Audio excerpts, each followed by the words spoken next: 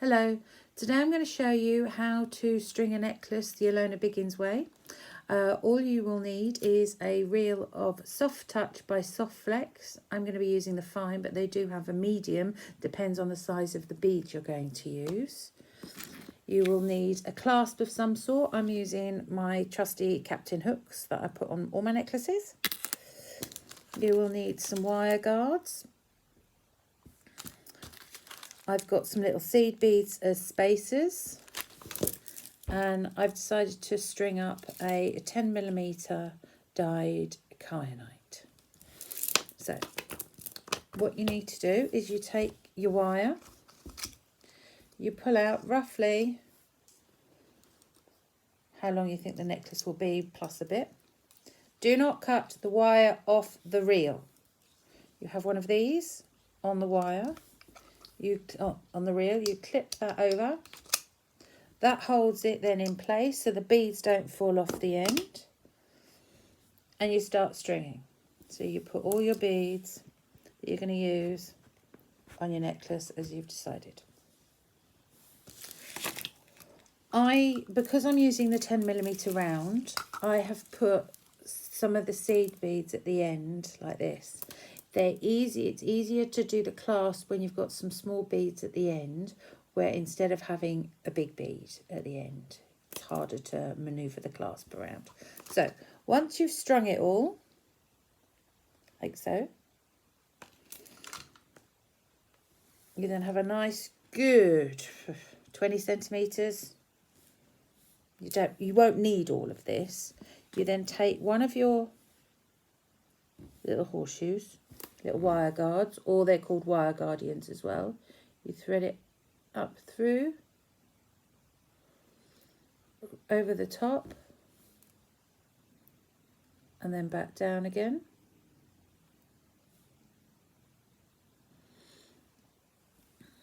You see? Then you take one end of your clasp, whichever end you fancy, and you thread that through, and that will sit in the horseshoe. See? Sits in there. You then take one of your beads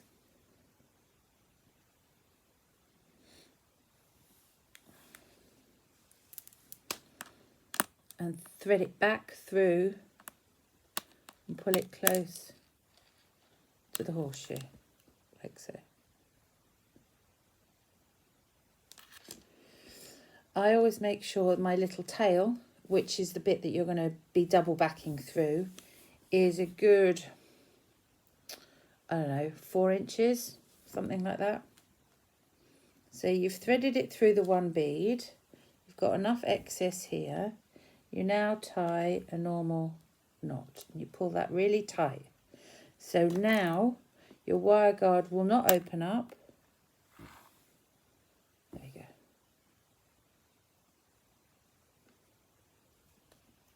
You take the next seed bead, you do the same again.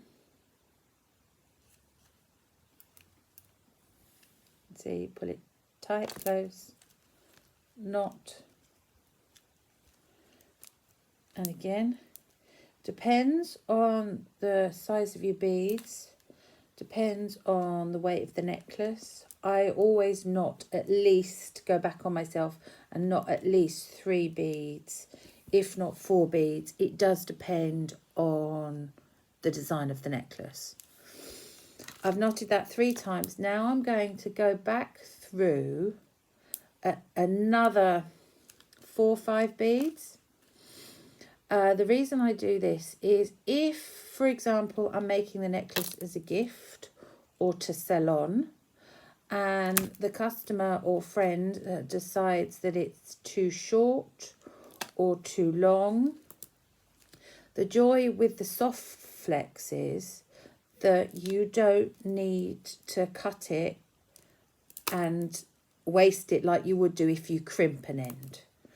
All you need to do is go pull the excess out, find where your knots are, unpick your knots, either as you've left yourself a nice big extra bit of wire, you can add a few in, or you can take a few out and then do the whole process again.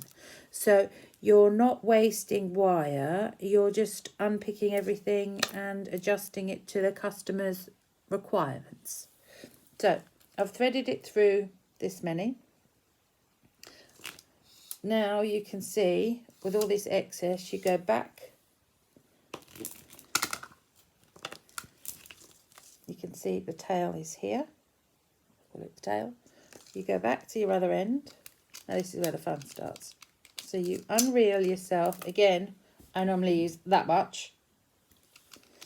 And either with beading nippers if you have, scissors, or sometimes if I can't find my beading nippers, I use my little manicure clippers.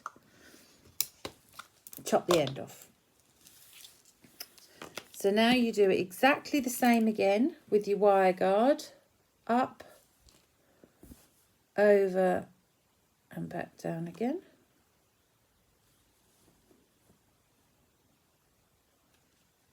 There we go. See? And then your other end of your clasp through. If you pull your wire guard out of shape, don't worry. You put your clasp in the middle and you can just pinch it back into shape again. And it'll also come back into shape once you've got your first bead up close to it. You see it's slightly out of shape there. And when you pull it, it goes nicely back into shape. Right. When you're threading with wire, you have to always leave a little bit of a gap. If you string it with no gap, if you have a look, I've taken the gap out. It doesn't, I don't know how to describe it. It's a bit stiff. The beads have nowhere to move on the wire. Whereas if you give it a bit of give and give it a little bit of a gap, you don't need that much, just maybe 5 mil. It's softer, it's more pliable, you can hear. So always leave a bit of a gap. If your necklace is breaking and you're stringing it this way, it's because you haven't given it enough gap, allow the beads to move up and down the necklace. So I've decided that's enough of a gap I'm giving the necklace. So I then do my first knot. And basically you're just repeating the process that you've done on the first side on this end. So you're pulling it tight to the beads.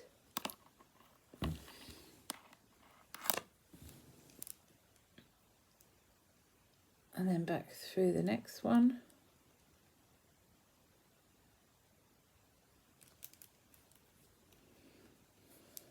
Pull it tight.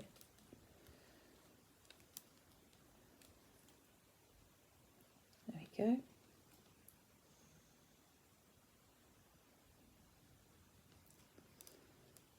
And the next one again. Come on. As I said, this end is always trickier because you haven't got the spacing you have on the first end when you do it first time round. Okay.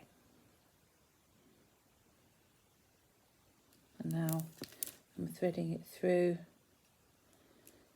another 5, 6, 7 beads. How long you feed it back through, you can stop here if you like.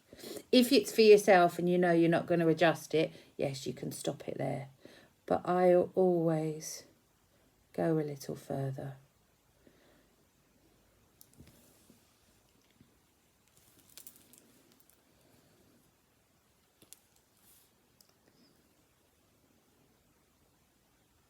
Let's just do this last one.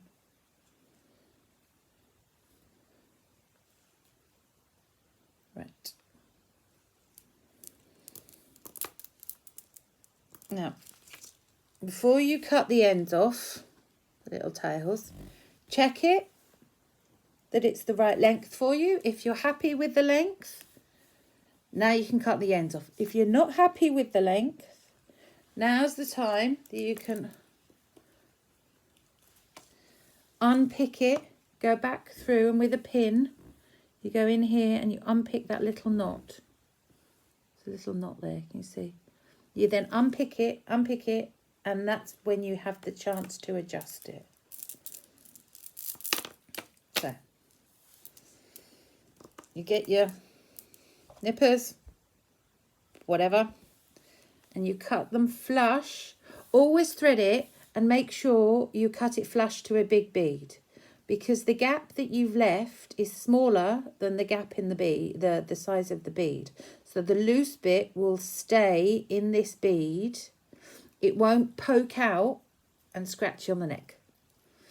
So nippers are best because they're flush, better than scissors. So we'll just cut, so you can see, nice and close to the end here.